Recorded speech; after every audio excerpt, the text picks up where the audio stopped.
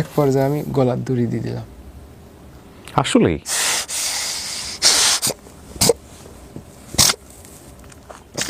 বিসমিল্লাহ।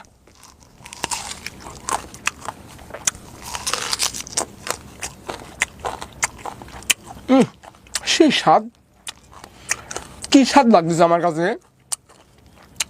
এত স্বাদ লাগতেছে কে দাদা এই ফল।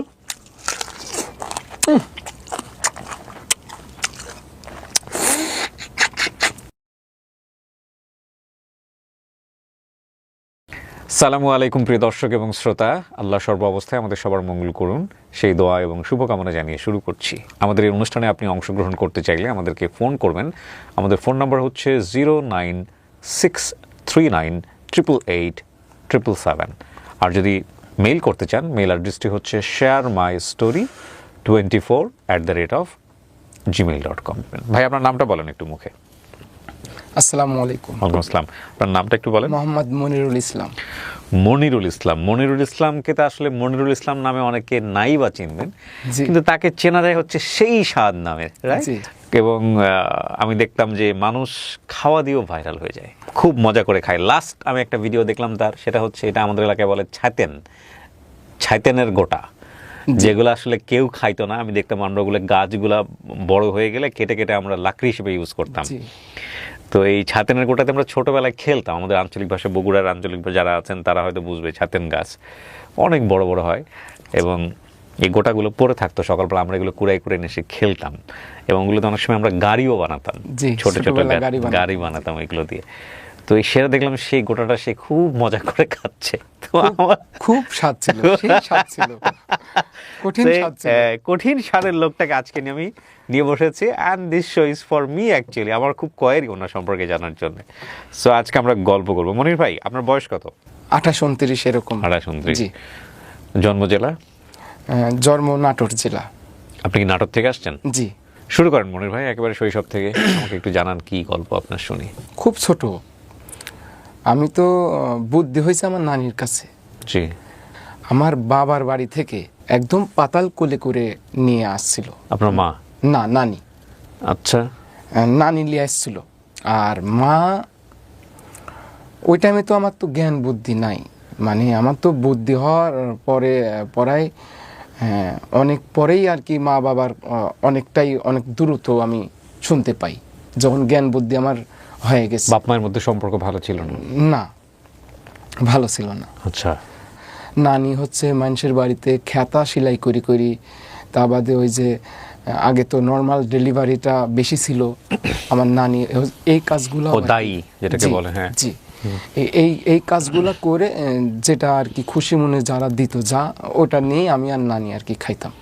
আপনাদের পরিবারে আপনি আর আপনার নানি ছিলেন? নানি, আমার মামারা হচ্ছে 4টা, হ্যাঁ, আর আমার মা বোন দিয়ে 3টা, মোট 7 জন পরিবারের। একজন বিয়ে শাদী করে এক জায়গায় সেটেল হয়ে গেছে, ওই স্কুলে ভর্তি করে দিল।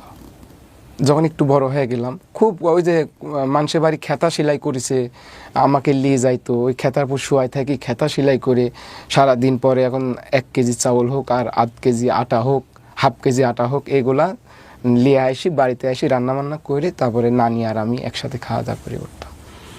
এরকম করে দিন আর কি পার করতে করতে একটু বড় হয়ে গেলাম। বড় হয়ে যাওয়ার পরে আমার 1 থেকে 2 পর্যন্ত, 2-এ আমাকে ভর্তি ফিস ধরেছে 10 টাকা।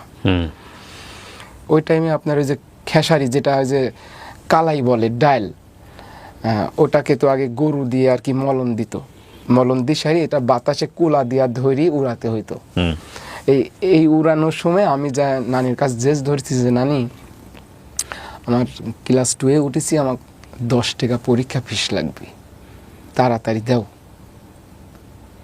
এখন তো নানি তো মাথা নষ্ট হয়ে আছে, সারাদিন কাজ কাম, আমি দুপুরবেলা এসে টাকা চাচ্ছি, আর মাস্টারও তো ওই 10 টাকা পরীক্ষা ফিস না দিলে আমাকে ক্লাস 2-এ ভর্তি করে দিবিলে। পরবর্তীতে নানির কাছে সেই রকম জেস ধরেছি, কালার মধ্যে গড়াগড়ি পাতেছি, নানি আমাকে 10 টাকা দিয়াই লাগবে, তাছাড়া আমার ভর্তি হওয়া যাবে না, ভর্তি হইলি বিলা সারে। পরে দিশা মিশা না পায় নানি সেই রকম একটা রাগ উঠলি, কঠিন একটা রাগ উঠলি। আমিও এতটা রাগ আমি দেখিনি নানি। এখন কোনো এখন কষ্ট পায় এত রাগ নাকি না সারাদিন পরিশ্রম করেছে অতটা বুঝি সারি নেই। পরে আচ্ছা তাকে আমাকে মারলি ওই খেসারির ভিতরেই, তে আমাকে এত মারা মারলো। এই বাড়ির পাশে আমার নানির বাড়ির মাত্র 10 ধাপ দিলেই একটা গৃহস্থ বাড়ি, পরায় ওদের আর কি 350 বিঘা জমি, এরকম একটা গৃহস্থ। আমাদের দেশ গ্রামে যাদের একটু জমি বেশি থাকে তাদের গৃহস্থ বলে। গৃহস্থর মা আমাকে ওই মারা দেখে কোলে পিঠে কইলি চলে আসলাম এই বাড়িতে। তোর নানির কাছ থাকা লাগবি না, তুই হচ্ছে আমার বাড়িতে থাক, তুই লেখাপড়া তুই আমার বাড়ি থেকেই করবি। তাও 1-1.5 বছর ওরির বাড়িতে আমি থাকিছি, খাইছি। নানি খোঁজ খবর নিত না? নানি ওই যে এই বেলা ও বেলা আসতো, দেখে যেত। জি, যে কথা বলে আমাকে নানির কাছ থেকে নিয়ে আসলো, সে কথার সাথে আর মিল পড়লো না। আমাকে লেখাপড়া শেখালো না, না শেখায়। আগে তো গৃহস্থ বাড়ি প্রায় 30টা 20টা 25টা করে গরু থাকতো। এই গরুগুলা আমার সম্পূর্ণ দায়িত্ব, খাওয়ানো দাওয়ানো, মাঠে নিয়ে যাওয়া। এই যে ইরি ধান কাটা পরে যে ইরি ধানের গাছ থেকে যাবার কুশি বাড়ায়, ওই কুশিগুলা গরু খাওয়ানোর জন্য আর কি মাঠে নিয়ে যেতে হইতো। আমাকে পরবর্তীতে নানি কাছে করলো যে বছরে মনির 2টা প্যান্ট পাবে, হাফ প্যান্ট, 2টা হাফ প্যান্ট পাবে, আর হচ্ছে একটা গামছা পাবে, আর 2টি গেঞ্জি পাবে, আর 1 জোড়া স্যান্ডেল পাবি। এই আমার বছরে। এখন এই মাথা তো দিতে পারে, ওই মাথা তো দিতে পারে 1 বছর পর পর। আর খাওয়া দাওয়া ফ্রি, কোনো টাকা পয়সা না। এখন নানিও ভাবি চিন্তে দেখলি যে আসলে তো আমার একটু জুলুমি হয়ে গেছে সাওয়ালিয়া। আর আমার মামারা তো সবাই আর কি, কেউ ভ্যান চলায়, মানে যার যার সংসার তাই গোছাতেই মানে পেরাশনি, খুব হিমশিম খায় যায়। তার মানে ওই যে টাকা চাইছিলেন লেখাপড়ার জন্য, ওই সময় লেখাপড়া বন্ধ হয়ে গেল। ওই সময় ক্লাস 2-এ ওঠার আগ দিয়েই আমার লাইফে আর লেখাপড়ার হলো না। আবার এই জায়গায় যে আমাকে লেখাপড়া করার যে একটা সুযোগ দিছিল, ওই জন্য আমিও একটু আইছিলাম যে আমাকে লেখাপড়ার পাশাপাশি আমাকে এই বাড়িতেই রাখবে। এই সুযোগে আসার পর যখন আমি একটু ভালো বুদ্ধি হয়ে গেল যে একটা গরু ছুটি যাচ্ছে, যে গরুটা আমার ধরে আনতে হবে, এটা গৃহস্থর বাড়ির গরু, তখন আমাকে কইলো যে লেখাপড়া আর হবে না নি, তুমি এগুলাই করো। একবার ওই বর্ষা মৌসুমে বছরে আমি একটা গামছা পাই।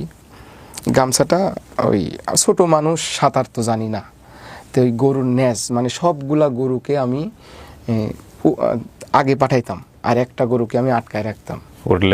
আপনি পার হইতেন। ওই যে গরুটা সভ্য, সেই গরুটার ন্যাজ ধরে রাখতাম সুন্দরভাবে। 1/2 কিলোমিটার পানি পার হয়ে যেতে হবে, একটা বিল পার হতে হবে, এই আধা ঘন্টায় ন্যাজ ধরে থাকতাম, কল কল কল কল করে চলে যাইতাম গরুর ন্যাজ ধরি। তো একবার গরুর ন্যাজ ধরি যাচ্ছি, পরে গামছাটা আমার গিটটা থেকে হারাই গেছে পানির ভিতরে, আর খুঁজে পাইলাম না। পরে ওই 1 বছর আমি আর ওই গামছা পাইলাম না। আচ্ছা যাই হোক, ওখানে বড় করে পরবর্তীতে আমাকে আর বেতন দিবেই না, প্রায় 5-6 বছর রানিং চলে, খালি পেট ভাতা খায় দেয়।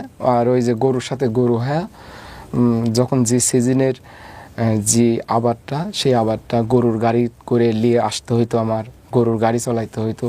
3 মাস, বছরে 3 মাসের থেকে 4 মাস গরু চড়ানি পরে, ওই সকালবেলা ফজরের নামাজের পর আমাকে গরুগুলা সব খুলে দেয়।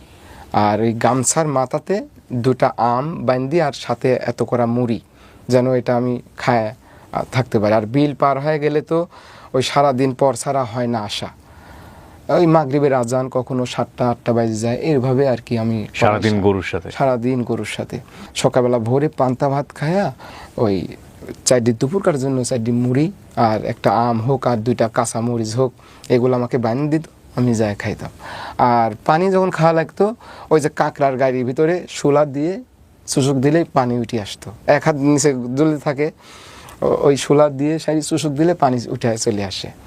খুব সুবিধা ছিল, মানে পানির কোনো টেনশন নাই মাঠের ভিতরে। ইন্টারেস্টিং, খুব সুন্দর সিস্টেম ছিল।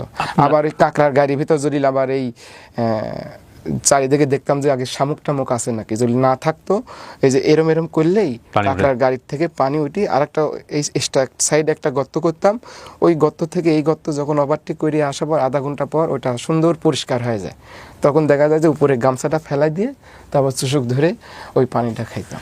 পানি নিয়ে যাওয়ার কোনো ব্যবস্থা ছিল না? না, কিভাবে নিবে? কারণ বিল পার হইতে হয়তো। গ্রামে যারা বড় হননি তারা বুঝবেন না বিষয়টা। এটা কি মানে চরের মধ্য থেকে পানিগুলা খাইতে হয়? এটা হচ্ছে ওই ইরি ধানের জমির ওই আইলের সাইড দিয়ে দেখা যাচ্ছে যে কাঁকড়া গর্ত করেছে, আবার নতুন পানি আসলে তো কাঁকড়ারও আনাগোনা বেড়ে যায়। কিভাবে একটু পানি বের করে খেতে হবে, এখান থেকে প্রায় 5 কিলোমিটার গেলে আমি একটা বাড়ি পাবো, এতখানি এই ধানের জমি পার হয়ে যাওয়া অনেক কষ্টকর। দেখা যায় যে ওই খালি পায়ে হাঁটতে হাঁটতে আপনার হচ্ছে ওই পায়ে ফোসা উঠি, চামড়া উঠে গেছে, শামুকে কখনো কাইটি ফাঁক হয়ে গেছে, ওখানে তেনারি বাঁধে রাখছি, কখনো রক্ত ঝরতেছে, এই অবস্থা নিয়ে তো ওই 5 কিলো যাওয়া সম্ভব না। তখন ওই বসে থেকে 3-4 জন বুদ্ধি করতাম কিভাবে খাওয়া যায় পানি।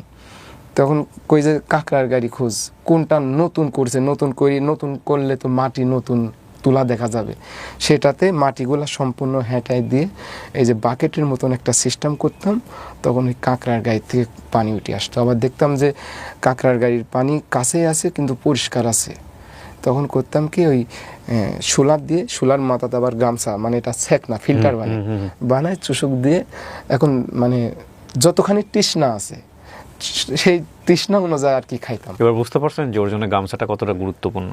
কিন্তু ভাই আপনার বাবা মা কোথায় এই বয়স পর্যন্ত? আচ্ছা, এটা বলতেছি আর একটু ওই লাইনটা। আমাকে পেন দিত, 2টা হাফ পেন। আমার আবার ছোটবেলা খুব শখের ওই যে পকেটের নিচ দিয়া যে 2-3টা ঝুলপি থাকে, এই ঝুলপিওয়ালা পেনের আমার খুব শখ ছিল। তো এই ঝুলপিওয়ালা পেন আমাকে দিত। বর্ষা মৌসুমে কিন্তু এই আপনার মাঠ পর্যায়ে জমি, ফসলি জমিতে ওই আপনার যদি এক জায়গায় ছোটো করে পা দেন, পাটা অটোমেটিক এই পানির কারণে আর পিছিলির কারণে একটু পাটা বড় হয়ে যাবে, আর বড় যখন হয়ে যায় তখন আমার এই যে নিচের প্যান্টটা মানে ছিঁড়ে যায়। তখন আমি বাড়িতে যাই, বলি যে প্যান্ট আমার ছিঁড়ে গেছে। তোর দৈনিক প্যান্ট ছিঁড়ে, তাহলে না তোকে এখানে মানে প্যান্টের শাড়ি কাপড় এখানে দোকান দিয়ে দিতে হইতো। তোর সব সময় প্যান্ট ছিঁড়ে। আমি ওদের বোঝাতে পারতাম না, আর প্যান্টটা যদ্দূর সম্ভব আমাকে আরও কয়েকজন বলতো যে তোকে এই প্যান্ট কিনে দেয় মনে হয় এই গায়ের পোশাক কিছু কাপড় বলে যে নরম কাপড়, ওই কাপড়ের প্যান্ট তো টিকবে না। 1 সপ্তাহ যায় না আমার প্যান্ট 2টা ছিঁড়ে যায়। অনেকেই আবার যারা একটু বড় লোক, প্রভাবশালী, যারা ওই কাজের লোক পায় না, নিজেরা গরু নিয়ে যায় মাঠে, গরু তো অবলা জাত খাওয়াতেই হবে, তাইলে ওই গেলে দেখা যায় যে কয় যে যা আমার সাওয়ালের 2টি প্যান্ট আছে তোকে আমি দিব না। আমার লাইফের অর্ধেক জীবনে আমি মানুষের ব্যবহার করা কাপড় পরেছি। ওখানে তো আমাকে ওই মানে যতদিন রাখবে তাও ওই পেট বাঁধাই থাকবে, মানে 1 টাকাও দেবে না। পরবর্তীতে নানি রেগে গেল যে এত কয় বছর হলে আপনি বাড়ি থাকে, খালি পেটে আর ভাতরে কাপড়টাও ওইভাবে দেন না, তাহলে আমার নাতিটাকে ওইভাবে রাখ বলে আপনার কাছে। সম্পর্কে একটা ভাবি, মানে ওই ভাই হচ্ছে সরকারি চাকরি করে, ওই ভাই বলল যে 1000 টাকা মাসে দেবনি, বছরে 1000 টাকা দিবনি। তে বললো বছরে 1 বছর পরে 1000 টাকা, তাই কি হয়? ওই ছেলেটার কি ভবিষ্যৎ নাই? ওই ছেলেটা কি করে খাবে ভবিষ্যতে? 1000 টাকা বছরে, এই 5-7 বছর তো আপনি এমনি রাখলেন, তাহলে আপনার কি কোনো লাভ হয় না এখানে? তখন কোসে এরই উপরে আমি পারবো না নি, ঠিক আছে। 1500 টাকা আর কি কমপ্লিট করা হলি বছরে 1500 টাকা। 1500 টাকা করে মনে হয় 2 বছর থাকা হয়, আবার পৃষ্টি, তারপরে আর বেতন বাড়াবে না। আমাকে নানি সময় যখন ভালো লাগতো না তখন নানির কাছে আমি যাইতাম, পাশাপাশি তো 1 মিনিট লাগে নানির বাড়ি যেতে। নানির কাছে আমি জিজ্ঞাসা করতাম আমার মা বাবা কো। ওই তার ছোটোবেলাও আমাকে যেভাবে বলেছে, এই রানিং অবস্থায় মরার আগ পর্যন্ত আমাকে বলেছে যে আমার মা নাকি আর কি চাকরি করতো, আব্বা কৃষিকাজ করতো। এক পর্যায়ে মা বাবার ভিতরে একটা ছেঁড়াছেড়ি হয়ে যাওয়ার পরে এখন চট্টগ্রাম বাদুরতলা না কি একটা জায়গা ছিল বলে নাকি, বলতে পারবো না, সেই জায়গাতে নাকি মা চাকরি করতে চলে যায়। তারপরে যাওয়ার পরে আর ওখান থেকে আর কি চিঠির আর উত্তর পায় না।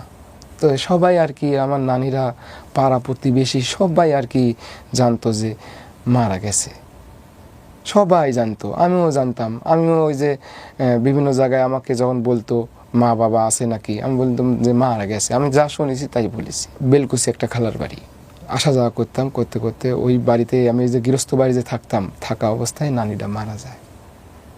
নানিটা আমার কুল করে দিয়ে যেতে পারে নাই। আমি তো এখন ভাষ্যমান হয়ে গেলাম। বাপেরও খবর জানেন না? বাপের খবর ওইভাবে জানা নাই, আর বাপের বাড়ি তো আমার যাওয়া নাই। যেহেতু নানি আমাকে লিয়ে আইছে, তারপরে বাপের বাড়ি আমার যাওয়া নাই।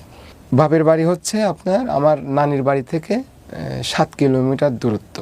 আমি এখন অথই সাগরে পড়ে গেলাম, আমি কি করব? আমি এখন খালি ভাবি যে আমার মাথা পর তো কিছু নাই। আমাকে বেলকুচির খালা লিয়ে আসে, আমাকে একটা চাকরি দিবে ঢাকা শহরে। তাহলে কি করতে হবে, ওরির বাড়ির যে টিলার আছে ওই টিলারটা আমার চলাতে হবে। তো ওই জায়গায় আমি 4 বছর থাকি। আজ চাকরি দিবে, কাল চাকরি দিবে, এই তো ভাই আসতেছে, আসলে আপনার সাথে কথা বলবে। তে 4 বছর পরে ওই যে আমাকে চাকরি দিচ্ছে তার খালাতো বোন জামাই এই ঢাকাতেই থাকে। ওই অ্যাপার্টমেন্ট যে পাইলিং থেকে শুরু করি যে একটা বিল্ডিং তৈরি হয়, সেই বিল্ডিংয়ের মানে ওই রড আসতেছে, সিমেন্ট আসতেছে, ওগুলা দেখাশোনা এবং খাতাতে একটু এন্টিমেন্ট এগুলা করা লাগে। আর আমাকে চাকরি দিচ্ছে কি, যে ওই যে অ্যাপার্টমেন্টটা যে হচ্ছে ওই অ্যাপার্টমেন্টের ওই কলমে বা ইট গাঁথনি হয়ে গেলে আমার ওই পানি দিতে হবে। তিন বেলা আমার ওই পানি দিতে হবে। তো এই চাকরিটা আর কি আমাকে এই 4 বছর ওরি বাড়ি থাকলাম। ওরি বাড়িও একদম নীল, ওই যে কাজ করে দিতাম বাড়ির ছেলের লাগান, মানে আমার কোনো এখানে বছরে কোনো 1 টাকাও আমাকে দিত না। শুধু পেটে ভাতে? শুধু পেটে ভাতে, কাপড়টাও আমাকে দিত না। আমি কিন্তু পোশাক আশাকে অতটা আমি না, আমি খুবই মানে আমি পুরাতন কাপড় চোপড়ে বেশি পছন্দ করি। এখন আমি নতুন পোশাক করি না। আমি যে আমার এই যে বাড়িয়ালি হচ্ছে এই দুটা 3 বছর আগেই দেখি, 2 বছর আগেই দেখে দিছিল। তো আমি ওই ঈদ ছাড়া আমি আর পড়ি না। এটা ঈদের নামাজ পড়তে গেলে এটা পরে যাই, আর না হলে ধুই ইস্তারি করে সুন্দর করি প্যাকেট করি, ওই 1 বছরের মনে থুই দিই। এখন যে আমাকে চাকরি দিল ওর যে খালাতো বোন জামাই যে এই চাকরির যে টাকা লাগবে এটা আমি আর জানি না। আমাকে সেই টাইমে 5,000 টাকা চাচ্ছে, যে এটা হচ্ছে বসদের আর কি অ্যাপার্টমেন্টের যে ইঞ্জিনিয়ার আছে সেই বসগুলাকে আর কি চা পানি খাওয়াতে হবে, 5,000 টাকা লাগবে। তো এখন আমি তো সারা বছরই তো আমি এত বড় হইলাম, আমি 5,000 টাকা চোখেই দেখিনি, আমি কিভাবে দেব? পরবর্তীতে আমি ওই ভাই কইলাম যে ভাই আপনি আপাতত, তাহলে উনি বলবে না যে আমার ভাই 4-5টা বছর থাকিছে, কোনো ব্যাপার না, তাহলে আমি হচ্ছে আপনাকে দিবনি, আপনি চালাইলেন। সেটা না বলি, তাহলে বলতেছে যে মনির তাহলে তুমি হচ্ছে আমি দিয়ে দিচ্ছি, তুমি বেতন পাইলে, আমার বেতনও হচ্ছে 5,000 টাকা, 4,500 টাকা, 500 টাকা আর কি ওর চা খাওয়ার জন্য এক্সট্রা করে দিতে হবে। আমাকে জেনুইন দিবে 4,500, আর 500 টাকা ওই মাসে মাসে ওরিকে দিতে হবে।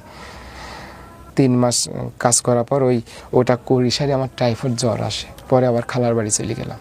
ওখানে প্রায় আমার 2-2.5 বছর ওখানে থাকা হয়। থাকি সারি ওখানে আমার ড্রাইভিংটা অটোমেটিক শেখা হয়। ড্রাইভিংও পারেন? ড্রাইভিং শেখা হয়ে যায়। আচ্ছা। যে আমাকে ড্রাইভিং শেখালো সেই মামাই আমাকে স্পোর্ট ইনফুটের গাড়ি, প্রায় 3 বছর পরে আমাকে গাড়ি দিল, স্পোর্ট ইনফুটের গার্মেন্টসের গাড়ি। আচ্ছা। হেল্পারবিহীন গাড়ি চালাচ্ছি, একটা বড় গাড়ি, হেল্পারবিহীন গাড়ি চালানো খুব রিস্ক। একটা চাকা যদি লিক হয়ে যায়, একটা চাকা যদি বাস্ট হয়ে যায়, দুজনের সহযোগিতা লাগে, সেখানে একলা হয় না। সেইভাবেই একটা আল্লাহর রহমতে নতুন একটা গাড়ি পেলাম। আমাকে আমার আত্মীয় স্বজন সবাই ভবিষ্যৎ দেখাচ্ছে, তোর প্রচুর পরিমাণে টাকা পয়সা কামাই করতে হবে, পরিশ্রম করতে হবে, তোর ঘর নাই বাড়ি নাই, আমরাই তোরে করে দিব। যখন টাকা দিই, যখন টাকা না দিই তখন কোনো খোঁজ খবর থাকে না। যখন টাকা দিচ্ছি তখন সুন্দরভাবে খাওয়া দাওয়া হয়েছে নাকি। আমি যে এই যে 7-8টা বছর আমি এই যে গাড়ির লাইনে ছিলাম, আমি ইচ্ছা গাড়িতেই করেছি, বাড়িতে যাইনি বা ঘর বাড়ি নাই। এখন ঈদের ভিতরে কার বাড়িতে যাব, কার ছেলে মেলে আসলো, তার ঈদগুলা হয়তো বা নষ্ট হবে। এক পর্যায়ে মা বের হইল গুলশন সাইডনগর এলাকা থেকে হঠাৎ করে। আসলে আমি জন্মের পরে আমি মায়ের দেখি নাই, চেহারাও মনে নাই।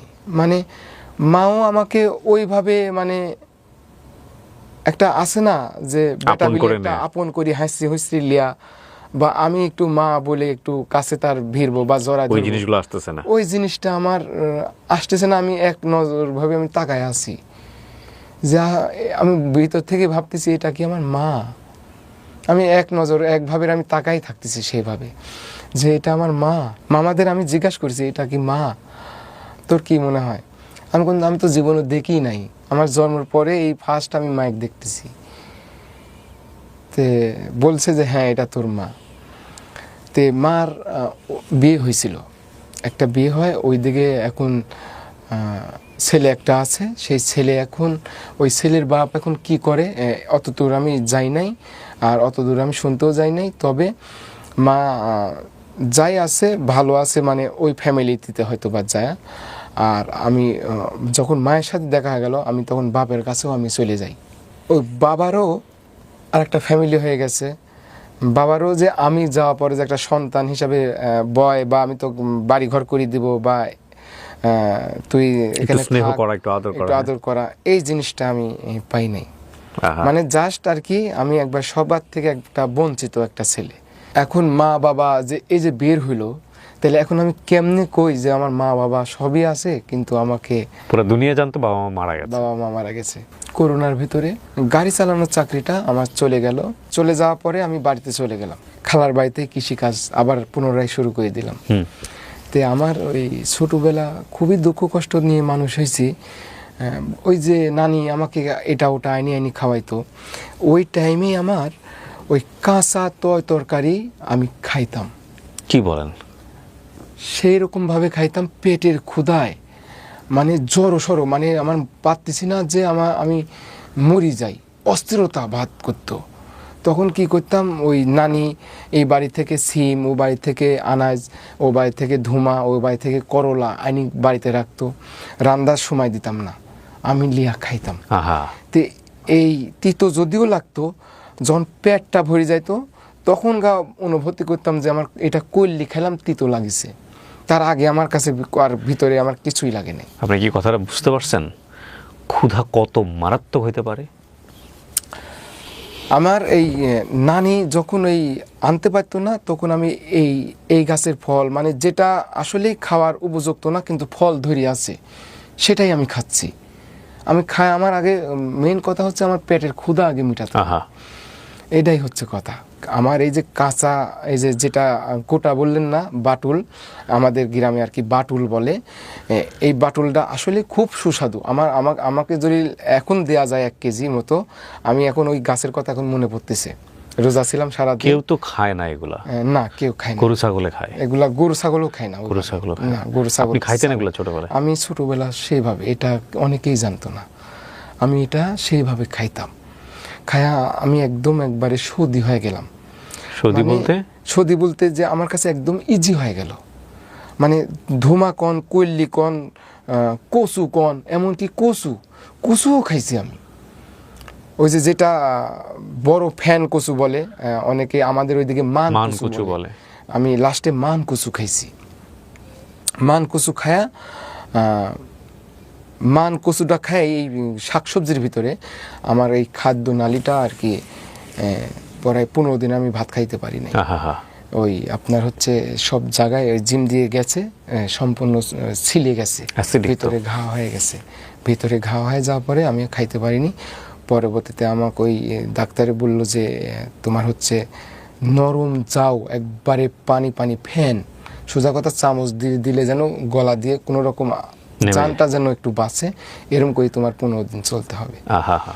তখন আমি আর কি ওই কচুটাতেই আমার একটু এফেক্ট করছিল। তাহার যত আমি কাঁচা তরকারি খাইছি, আমার কোনোটাতেই আমার মুখের স্বাদ কাড়িয়ে নিতে পারে নাই। সবগুলা খাবারই সেই স্বাদ লাগেছে, এক কথায় প্রচুর পরিমাণে স্বাদ।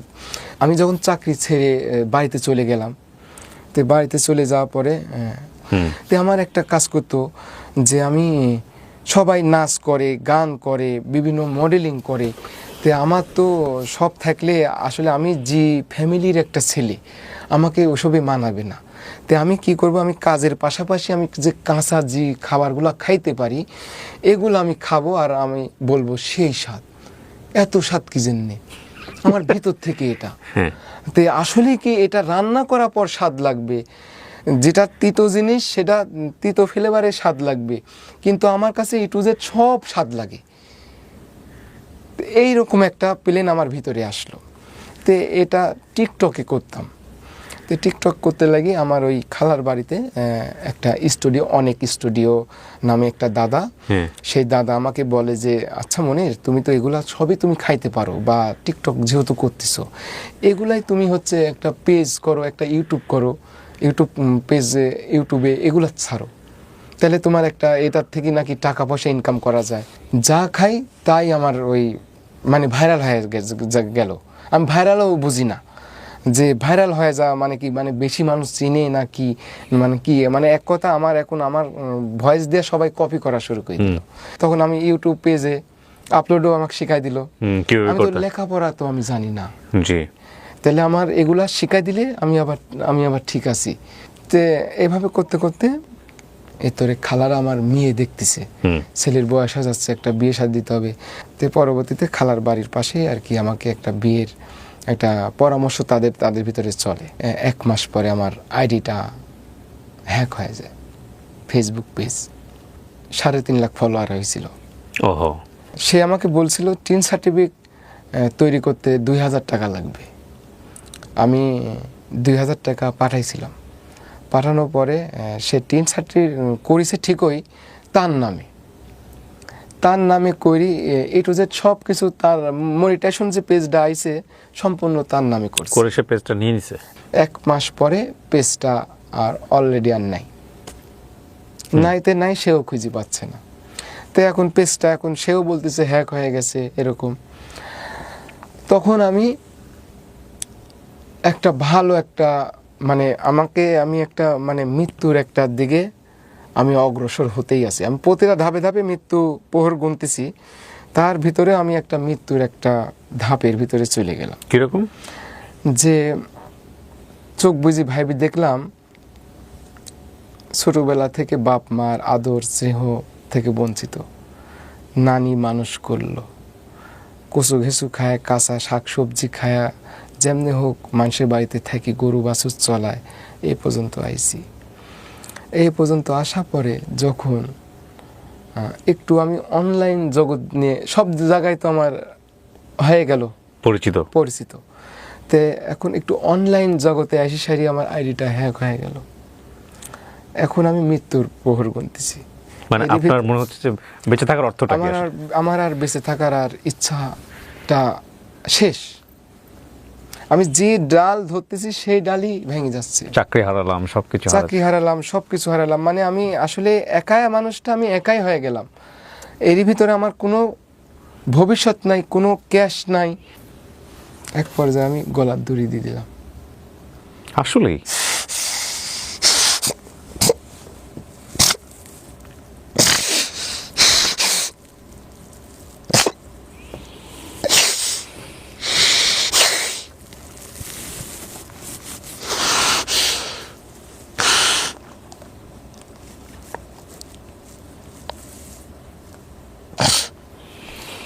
আমরা শুধু মানুষদের অল্প কিছু জানি, ভেতরের গল্পটা কি জানি। কত মানুষকে হাসিয়েছে এই কাঁচা সবজি খেয়ে, কচু কিছু খেয়ে, কিন্তু এটার পেছনের স্টোরিটা কি আমরা জানি? যেটা দেখে আমরা অবাক হই, যেটা দেখে আমরা মিলিয়ন মিলিয়ন মানুষকে চিনেছি, সেটার বিহাইন্ড দ্য স্টোরিটা কি আমরা জানি?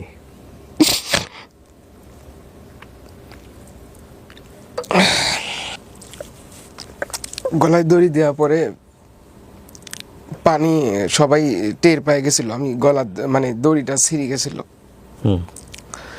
ছিঁড়ে যায়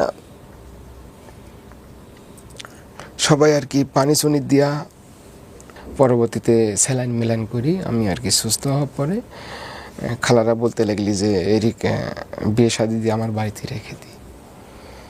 তে এরই মধ্যে আমার আইডিটা চলে গেল, এরই মধ্যে ইউটিউবটা ফাইন আগাতে লাগছিল। তো আমি তো 4-5 মাস হলে আর ভিডিও আপলোড করি না, ইউটিউবটা ড্যামেজ হয়ে যায়। এক পর্যায়ে ড্যামেজ হওয়ার পরে এর ভিতরে আমাকে ইউটিউব থেকে একটা প্লে বাটন আমার চাচুর মাধ্যম দিয়ে আমাকে নিয়ে আসি দিছে, আমার মোবাইল নাম্বার দিয়ে। পরবর্তীতে আমাকে আর কি খালা বাড়ির পাশে বিয়ে করা দেয়। বিয়ে করার পরে একটা পুরুষ মানুষের আর একটা লাইফ চলে গেল। অবিবাহিতদের বোঝানো যাবে না। মায়ের বোন খালা আসলে মায়ের মতন হয় না, যদিও মায়ের আদর চেয়েও পাই নাই। অনেকেরই মা বাবা যখন ছেলে সন্তানের আদর করে, আমি তো দেখি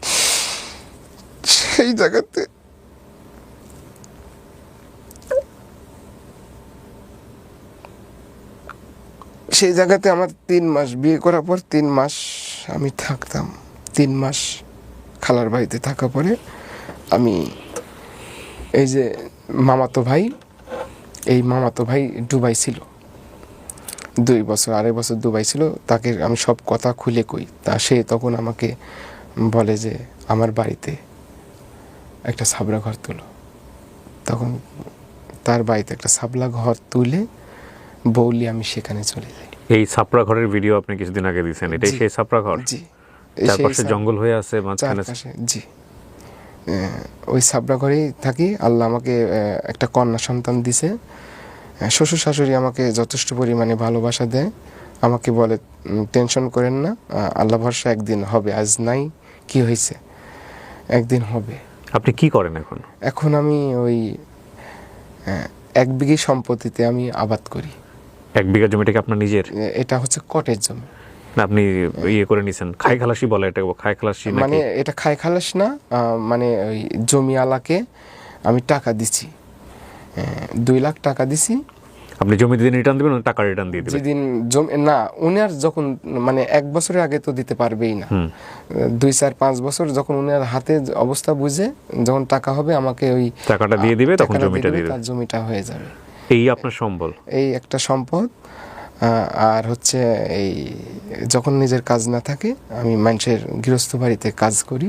মানে এখনো আপনার সেই যেটাকে আমরা বলি কামলা খাটা, জি, কাজ করে এইভাবে চলি। সারা দিন শেষে মেয়েটাকে একটু যতখানি কোলে পিঠে রাখা যায় সেটা করি। সব মিলেই মানুষের বাড়ি এখন ওই যে এখান থেকে যেই মনে করেন যে কালকে পাট তোলা কাজ করব, পাট কাটা, এখন দেশ গ্রামে প্রচুর কাজ লেগে গেছে। আপনার ফেসবুকের কি অবস্থা? কি নাম আছে আপনার আইডিটা? আমার আইডিটা এমডি মনিরুল ইসলাম, সেই ব্যাকেটে সেই সাত ব্লগ, পেজ না পেজ, আচ্ছা, সেই সাত ব্লগ। এরই ভিতরে মানে অনেক আমার মুখটা তো চেনা হয়ে গেছে, আমি তো মানে সবার কাছে একটা পরিচিত। তো সেই জায়গায় থেকে আমি আবার নতুন করে যখন শুরু করলাম, যারা পুনরায় যে পুরাতন যে ফেক পেজগুলা ছিল, এই ফেক পেজগুলাতে পুরাতন ভিডিও ছিল এবং আমি নতুন আপডেট যে দিচ্ছি এগুলাও পাচ্ছে, এগুলা ডাউনলোড করে করে ফেক পেজগুলাও মনে করেন যে অনেক বড় বড় আইডি হয়ে গেছে অনেকেরই। তার মানে হ্যাঁ, আমরা এখন ওর যে কন্টেন্টগুলো দেখি সেগুলো কিন্তু পুরনো কন্টেন্ট, নতুন খুব একটা দেখা যায় না। হ্যাঁ, আপনি ভিডিও দেন নিয়মিত? ভিডিও ওইভাবে নিয়মিত দিচ্ছি না। ভেরিফাইড করছেন? জি, ভেরিফাইড করে ফেলছেন? জি। এখন এটা কার তত্ত্বাবধানে আছে? আপনার তত্ত্বাবধানে? সম্পূর্ণই আমার তত্ত্বাবধানে। Very good, very good. আর ইউটিউবটা এই যে 5-6 মাস যে আমি ভিডিও ছাড়ি নাই, আল্লাহর রহমতে অটোমেটিক 7 লাখ পার হয়ে গেছে সাবস্ক্রাইবার। জি, মাশাআল্লাহ। 7 লাখ এমডি মনিরুল ইসলাম, 7 লাখ সাবস্ক্রাইবার ইউটিউবে অনেক অনেক। ওটা 7 লাখ পার হয়ে গেছে। তো আপনি কত টাকা পয়সা ইনকাম করতে পারছেন? ইনকাম করতে পারি নাই। ওই যে আমার মাইনাসের জায়গায় থেকে মাইনাস হয়ে থাকার পরে আমি ওই জাস্ট ইউটিউবেই 40,000-45,000 টাকা পাইছিলাম। এই তো এটা না অনেক সাবস্ক্রাইবার, তো ভেরিফাইড হয়নি কেন এখনো? এটা ভেরিফাই হয়ে গেছে না? জি, এখন ওই আমার একটু ওই আইডিটা একটু ফিউজ হয়ে, আর ওই যে আমার জি স্যার, জি এমডি মনিরুল ইসলাম। হ্যাঁ জি স্যার, আপনি ওই যে যেটা করলে আপনারা খুঁজে পাবেন @, আমি দিয়ে দিব, এটা আমি স্ক্রিনে দিয়ে দিব, আপনারা দেখবেন, সাবস্ক্রাইব করেন। হ্যাঁ অনেক জিনিস তো আপনারা সাবস্ক্রাইব করেছেন, ওরটা একটু সাবস্ক্রাইব করেন, এমডি মনিরুল 931, ঠিক আছে? ও ওখানেই দেখেন স্যার, আমার ইউটিউবে 5 দিন আগে দিয়েছে একটা ভিডিও, 10 দিন আগে। হ্যাঁ ইউটিউবে একটা লিংক দেওয়া আছে, দেখেন ইউটিউবেই আইডির ভিতরেই দেখেন ফেসবুকের লিংক আছে স্যার। আচ্ছা, ফেসবুকেও লিংক ওখানে পাওয়া যাবে না? জি। তো মনির ভাই, বয়স তো খুব বেশি না, জি স্যার। জীবনটা এভাবে চলে গেল না, এই জীবনের দিকে যখন তাকান পিছন ফিরে তখন খারাপই লাগবে, এটাই স্বাভাবিক। কিন্তু আপনার তখন একটা মেয়ে হয়েছে, হ্যাঁ, মেয়েটার বয়স কত? 5.5 মাস। আপনার ভিটামাটি বলতে গেলে ওই ছাপড়া ঘর? ভিটামাটি নাই, এখন মামার বাড়িতে আশ্রয় নিয়ে আর কি। ওই ছাপড়া ঘরটাও মামার জায়গা? জি, ওইটা মামার জায়গা। এখন আমার জায়গা বলতে একবারই ভাষ্যমানে আছি। আচ্ছা, ভাষ্যমানে আছি, এইগুলা করি। আত্মীয় মানে পাড়া প্রতিবেশীও একটু মানে একটু বাজারঘাটেও আমি বেড়াতে পারি না, সবাই চিনে। মানে চিনে বলতে তা বাদে আমাকে একটু দেয় বেশি এমনি। হ্যাঁ, আমার গ্রাম ছাড়া যদি আমি একটু ফাঁকি বের হই, অনেক ভাইজানেরাই অনেকভাবে সম্মান দেয়, কাছে ডেকে নেয়। কিন্তু আমার মহল্লা টুক্কার ভিতরে মানে আমাকে ওই যে কাঁচা তরকারি খাই জন্য খুব একটা পাত্তা দেয় না বা দেখতে পারে না। ওই জায়গাতে একটু আমার মন খারাপ লাগে। সেই জায়গাতে আমি কি করি, আমার জরুরি একটা বাজারে না যায়, না আনার মতন না থাকা পড়লে আমি বাজারে যাই না। আমি হাসি মুখ এটাই দেখাতে চাই এগুলা খায়া, যে আমি পুরাতন চিঠিটাকে আমি ধরে রাখতে চাই, যেটা খেয়ে আমি বেঁচে আছি। এমনও দিন গেছে, আমি বৃষ্টি হচ্ছে ঝিমঝিম করে, খেরের পালার তলে, পোয়াল পালার তলে আমি ঢুকে আমি রাত পার করেছি। এমনও দিন গেছে, নানি আমাকে একটা বাটি ধরায় রাখিছে, টিনের ছাবড়া দিয়ে পানি পড়তেছে, আমি বাটিটা ধরে রাখিছি, পানি পড়তে ওইভাবেই ঘুম পাচ্তেছি, ওইভাবে ঝিমতেছি। এরকম দিনগুলা অ্যাভেলেবল গেছে, প্রচুর কষ্ট করি এই পর্যন্ত আজ আইছি। একটা জাগে যে আমার মেয়েটাকে যেন আমার মতো না হয়, বাপ মা বিহীন যেন বড় না হতে হয়, কারো যেন লাত্তি উষ্টা খেয়ে যেন বড় না হতে হয়। এই জিনিসটাকে আমি বেশিরভাগ সামনের দিকে ফলো করতেছি।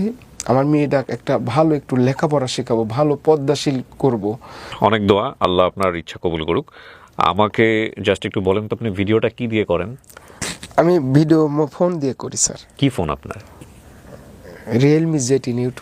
ও, খালি জাস্ট আমি কই যে আমি খালি আমার ফেসটাকে খালি ধরবা, আমি বোঝাই দিই সারি, সে ধরে।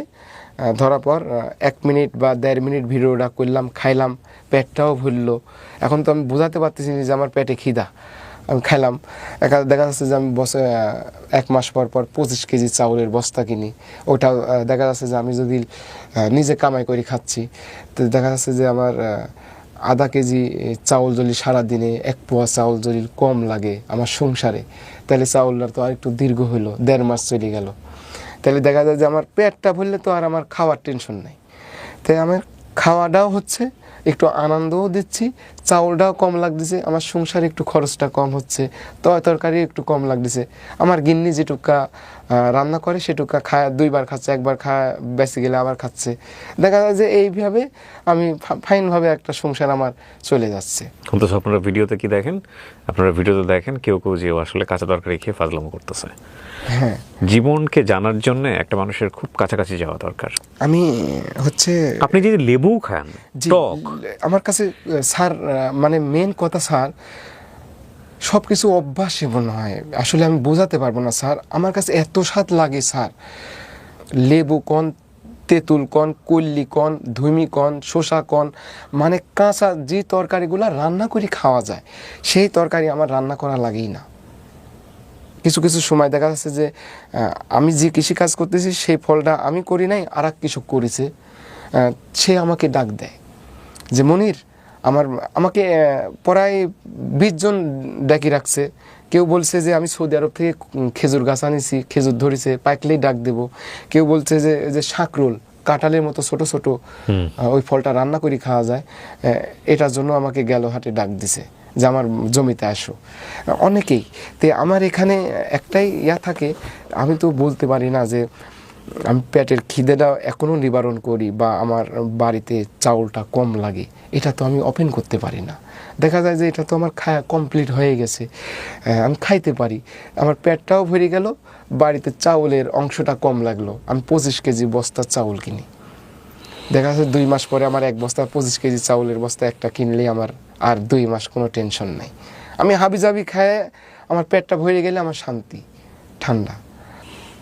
মনির ভাই, আমার আজকে আপনি এখানে আসবেন সেজন্যে আমি অফিসের একজন কলিগকে দিয়ে এইগুলো আপনার সাথে কথাও বলেছে, বাজার করে নিয়ে এসে রাখছিলাম যে কাঁচা জিনিসগুলো আমি আপনাকে দিয়ে টেস্ট করাবো। কিন্তু আজকের অনুষ্ঠানে আপনি আমাকে এমন একটা মুডে নিয়ে গেছেন, আমার না আসলে আর এটার ইচ্ছা নাই। না স্যার, ব্যাপার না, আপনি দেন আমি খেয়ে দেবো, আমার কাছে কেন ইচ্ছা নাই আমি আপনাকে বলি।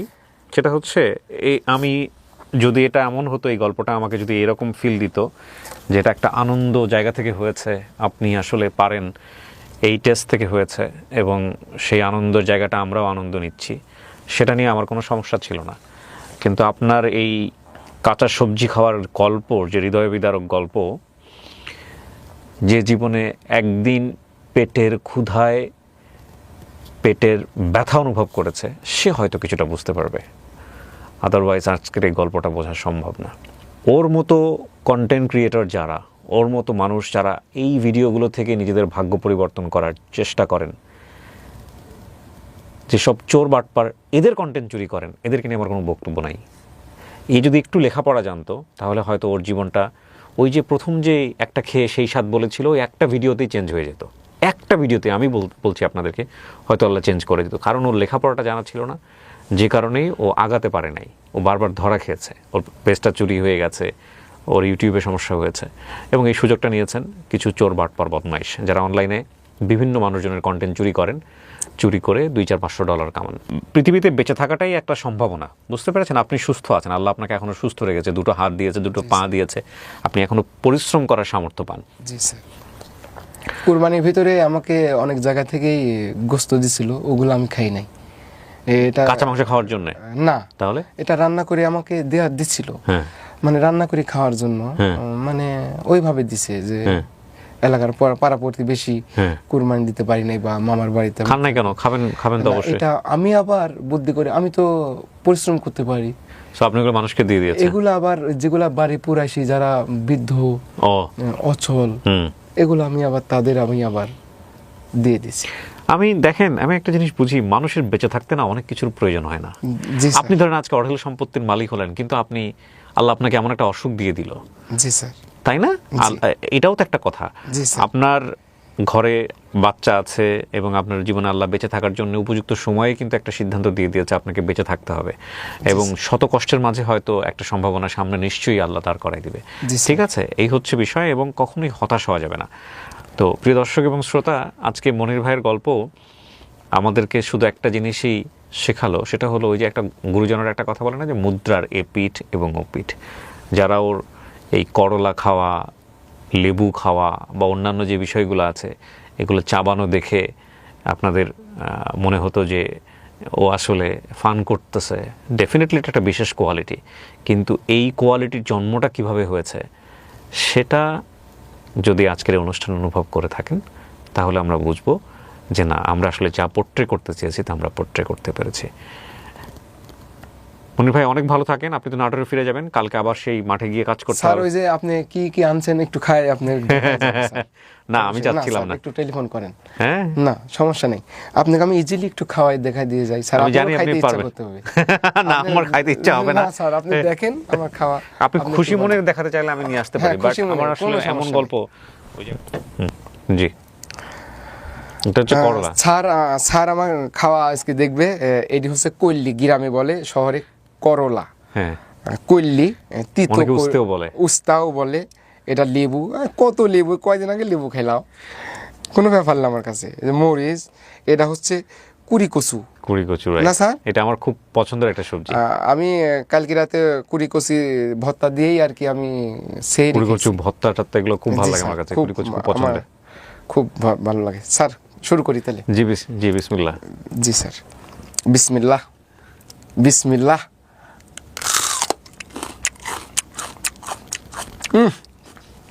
সেই স্বাদ।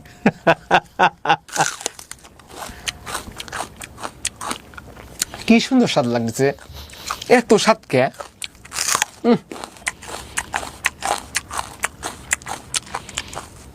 সেই স্বাদ লাগতেছে আমার কাছে।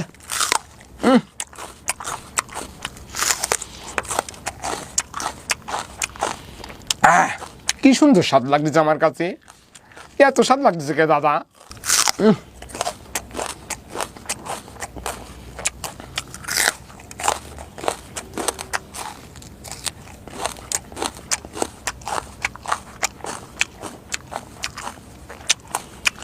দাদা এটা কি ফল দাদা, এত বড়? বিসমিল্লাহ।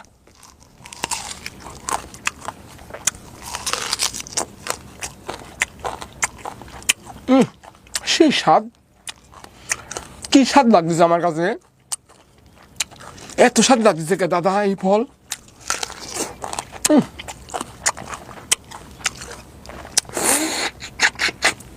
কি সুন্দর স্বাদ লাগতেছে।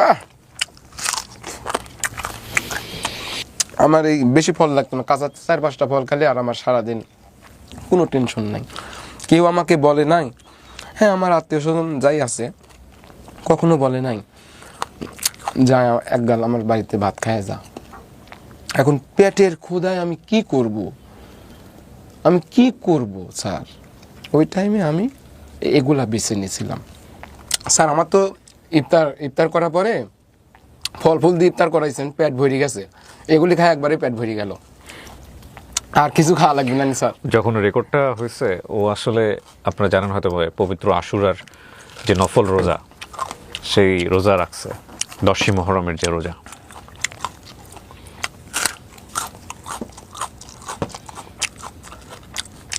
ভাতের থেকে এসব খাবার আমার খুব পছন্দ। আপনার সাথে আজকের এই ভিডিও দেখে যদি কেউ যোগাযোগ করতে চায়, আপনার যোগাযোগ করার কোনো পদ্ধতি আছে আপনার সঙ্গে? দেশ থেকে, দেশের বাইরে থেকে যদি কেউ কথা বলতে চায়? জি স্যার। এটা আপনার কোনো আপত্তি নাই আপনার ফোন নাম্বার দিয়ে দিলে? না স্যার। আমি ওর ফোন নাম্বারটা দিয়ে দিচ্ছি, যদি কেউ ওর সঙ্গে সরাসরি কথা বলতে চান, হ্যাঁ কথা বলতে পারেন। শুধু কথা বলার জন্যই, ও কিন্তু আমার এখানে অনুষ্ঠানে সাহায্য চাওয়ার জন্য আসে নাই। আমি একদম একটা কথা আপনাদেরকে বলি, এবং কোনো পরিকল্পনাও ছিল না। আমার কাছে মনে হলো অনেকে হয়তো যোগাযোগ করতে চাইতে পারেন, আমি ওর নাম্বারটা আপনাদেরকে দিয়ে দিচ্ছি ভিডিওর কোনাতে, আপনারা দেখে নেবেন। আপনি নাম্বারটা একটু বলেন, মুখে বলেন যে নাম্বারটাতে ফোন দিলে আপনাকে পাওয়া যাবে। এখানে কিন্তু অনেক ভালো মানুষ আছে, অনেক খারাপ মানুষ আছে, ফোন করে বিরক্ত করতে পারে। জি স্যার। হ্যাঁ, একটু সতর্ক থাকতে হবে, ঠিক আছে? জি স্যার। নাম্বারটা একটু বলেন। 0101811900914। এই নাম্বারে আপনাকে ফোন দিলে পাওয়া যাবে। জি স্যার। ওকে। আমার মেন হচ্ছে ঘর বাড়ি নাই, তো ওইভাবে আমি ঠিকানা স্যার আসলে দিই না। তা বাদে স্যার আপনি বললেন, আমি দিলাম। আর ওই মা বোন সবারই ঘর বাড়িতে আছে, অনেকখানি সারাদিন কাজকাম করে খেতে হয়, পরিশ্রম করতে হয়, সেই জায়গাতে অনেকেই আমার ঠিকানাটা ওইভাবে জানে না। আপনি বলি দেন, কোনো ব্যাপার না স্যার। না, আমি ঠিকানা বললাম না, আমি নাম্বারটা বলে দিলাম। যদি কোনো প্রবাসী ভাই ব্রাদার বা অনেকেই থাকে হয়তো আপনার সঙ্গে যোগাযোগ করছে, আমাকে প্রচুর মেইল করে, আমি গেস্টদের পরে আমি আসলে ওইভাবে মেইলের রিপ্লাইও দেওয়ার সুযোগ থাকে না আমার। তো এই নাম্বারটা ওর নাম্বার, আপনারা যদি কেউ ওর সাথে কথা বলতে চান। বাট আপনাদের প্রতি আমার একটা বিনীত রিকোয়েস্ট আজকের এই এপিসোডটা দেখার পরে, সেটা হচ্ছে প্লিজ যারা অসৎ উদ্দেশ্য ওর সাথে যোগাযোগ করবেন বা করার চেষ্টা করবে, তাদেরকে বলবো যে দুনিয়াতে মানুষ হিসেবে আসছেন আপনারা, ঠিক আছে? ওর কিন্তু অনেক বড় একটা ক্ষতি হয়ে গেছে। বিশেষ করে একটা সম্ভাবনা তৈরি হওয়ার পরে সেখানে থেকে ওটা হারা গেলেও সুইসাইড করার মতো মানুষ পরিকল্পনা কখন চলে যায়। তো একটা সম্ভাবনা নষ্ট হয়ে গেছে, এই সম্ভাবনাটুকু যেন এই নাম্বারটা দেওয়ার পরে যেন আবার নতুন করে নষ্ট না হয়, এটা একটা বিশেষ অনুরোধ থাকলো আপনাদের প্রতি, প্লিজ। আর খাইতে হবে না, রেখে দেন। আমি আসলে দেখতে চাই নাই, প্রথম পর্যায়ে আগ্রহ ছিল, কিন্তু আপনার এই গল্প শোনার প্রতি আমার আর পরে আমার এটার কোনো ইচ্ছা হয় নাই। তারপরেও আপনি দেখাইলেন, ঠিক আছে। শেষ বেলায় একটা কথাই বলতে চাই, সেটা হচ্ছে যে একজনের বাবা মা নেয় বলেই যে অনেকের কাছে অদামি হয়ে থাকে, সেটা ঘৃণা করা যাবে না। এক কথাই যদি কিছু সাহায্য দিয়ে যদি তাকে উঠাই নেওয়া যায়, উঠাই নিতে হবে। আর না হলে ঘৃণা করা যাবে না, কুনজরে তাকানো যাবে না। একটা কলমের ফুটা দিলেও এরকম অর্থ আমার নাই। সেই জায়গায় থেকে আল্লাহ দিলে 2-4-5 জেলার মানুষ আমাকে একটু চিনে জানে।